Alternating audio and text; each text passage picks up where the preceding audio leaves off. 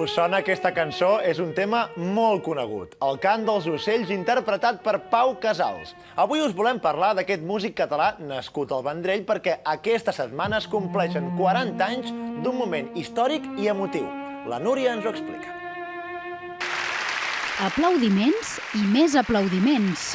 Tots per un músic català, Pau Casals. Va ser a Nova York, a la seu de les Nacions Unides, ara fa 40 anys. Va meravellar representants de tot el món quan va tocar el cant dels ocells. I ho va fer amb l'instrument que sempre l'acompanyava, el seu violoncel.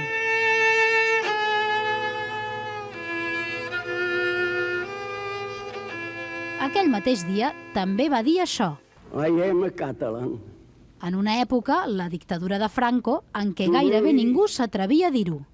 Aquestes paraules les van sentir a tot el món i van ser tan importants que avui encara ho recordem. But what has been Catalonia?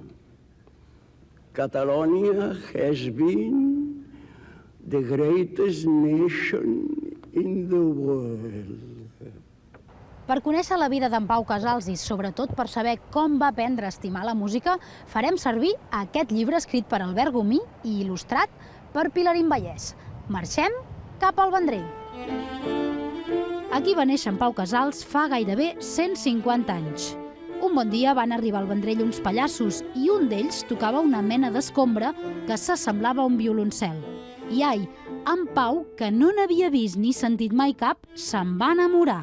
Tant que va convèncer els seus pares que n'hi compressin un. Ben aviat se'n van estudiar música a Barcelona, on va destacar en totes les matèries. Fins i tot va crear una nova tècnica per tocar el violoncel.